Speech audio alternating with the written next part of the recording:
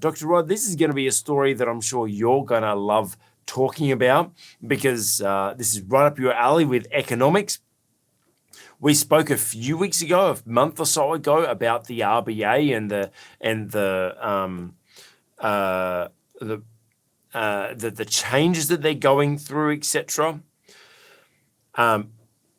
RBA, if you're not in Australia, it just is the Reserve Bank of Australia. That's kind of our national bank that sets all our interest rates and manages all that sort of stuff that I'm sure Dr. Rod's about to be able to share it with us. But they have just appointed a new governor, a female governor, Michelle Bullock. Great. I'm seeing some good reports about her. It's good that they've appointed someone who's got some history there, so she's not new and trying to figure out the role. But I know this isn't in line with our inappropriate behaviour theme, but it was just something that happened. So I'm like, this is something that I really want to talk to Dr. Rod about. Dr. Rod, what is this new governor? What's your take on her as a governor? Do you reckon it's a good appointment, appointing someone that's got history? Do you think it's a bad idea? And how is this going to change the economy in Australia? Well, I don't think it will change the economy one little bit. Michelle Bullock has been with the Reserve Bank of Australia for quite a while now. I think she joined in 1985. So she's had a long career professionally as a central banker, and she's currently the Deputy Governor of the bank. So she will understand the whole issue of the relationship between monetary policy, interest rates, and inflation very well. She'll understand the workings of the Reserve Bank of Australia. She'll understand how the board works as well, because she's already on the board. So, or at least if she's not on it, she attends the board meetings. So she's someone who's well qualified and well experienced. I think she's a fairly safe appointment.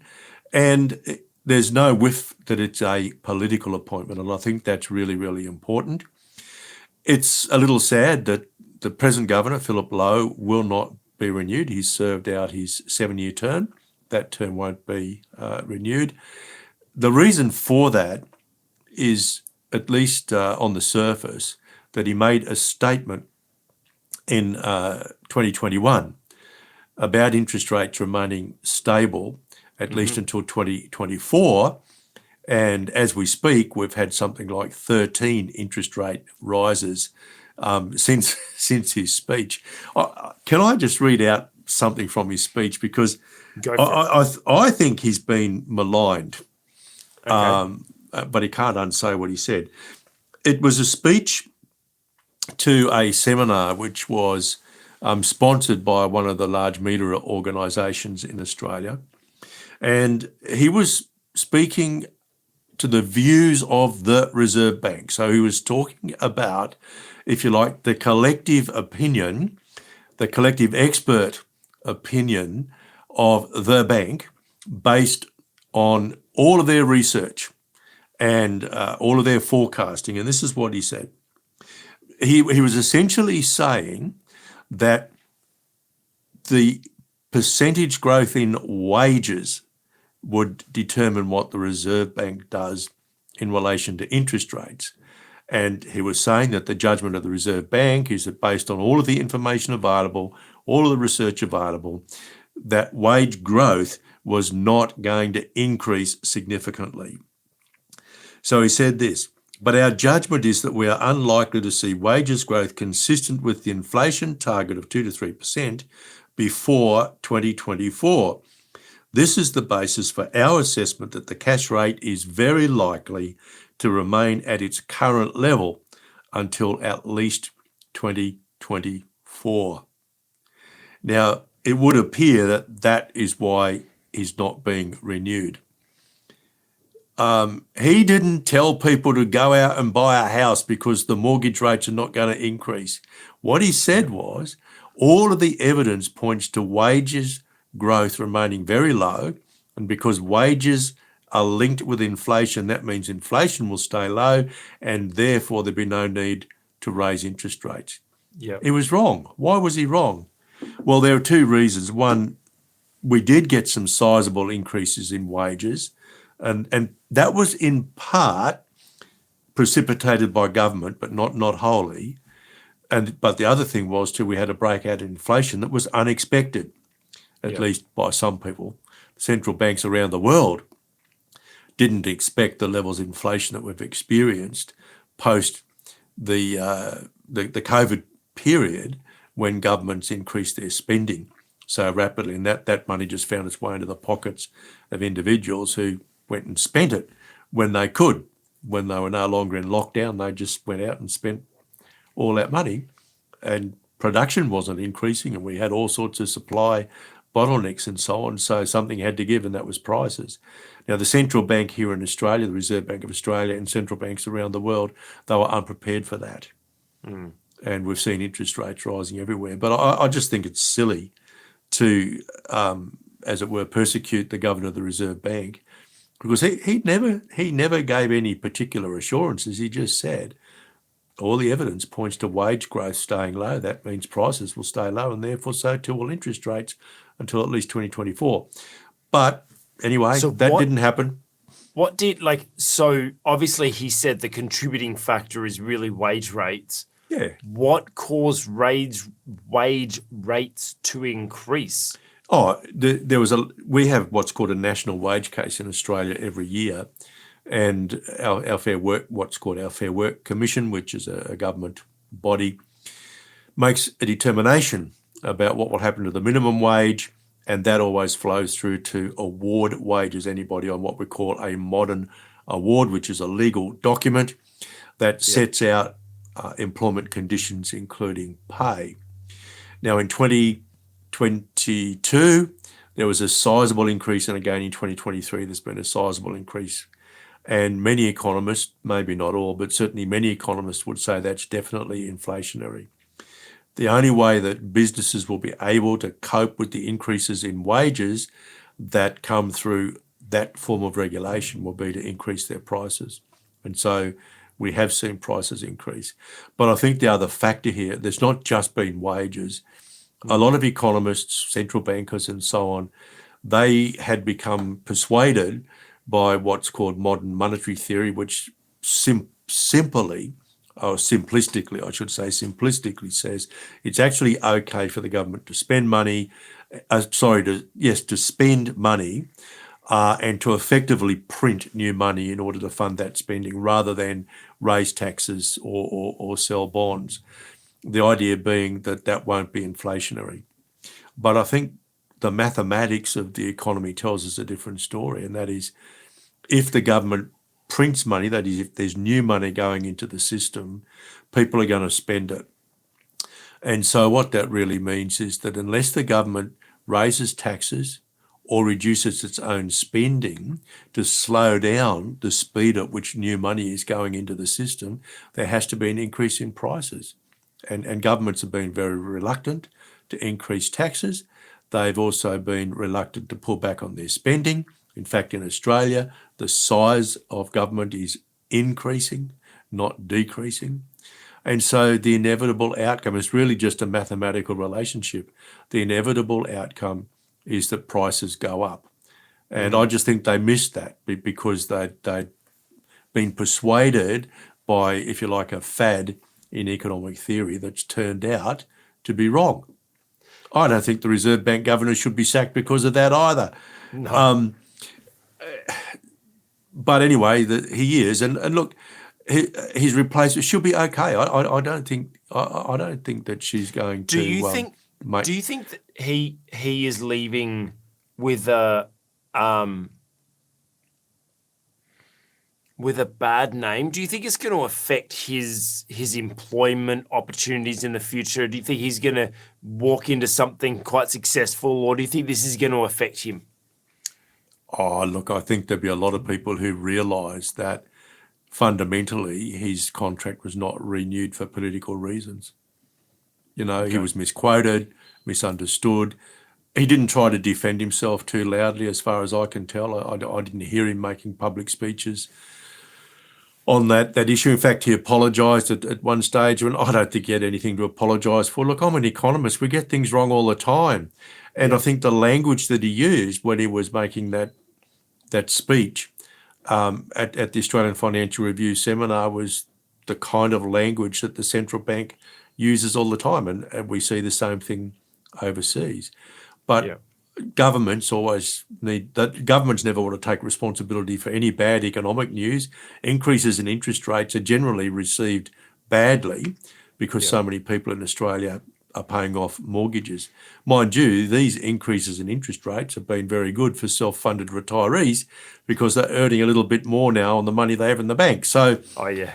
it's not a bad thing for everybody, but Yeah. the media in particular tend to focus on people who hold mortgages. And in Australia, unlike in the United States, most mortgages are what we call flexible interest rate mortgages. And so usually within days of the Reserve Bank announcing an increase in interest rates, the banks are writing to their customers saying, well, your mortgage interest rate is going to rise, effective at the end of this month or at the end of next month or Yeah, whatever. my interest rate through all of the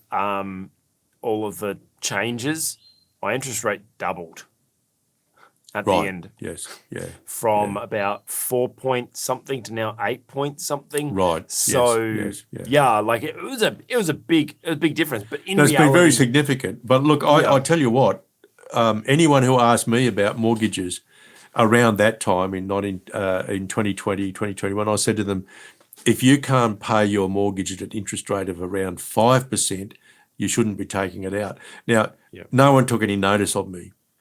yeah, And I've had phone calls from people saying, we're not going to be able to pay the mortgage.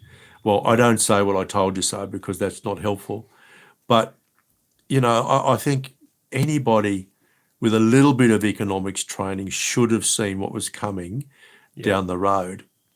And I'm a little bit surprised that economists weren't more outspoken, but there you go.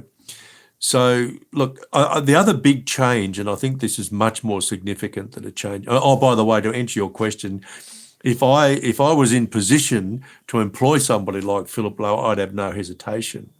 I'd want to meet him first. I've never met the guy. of I'd course. probably want to have dinner with him and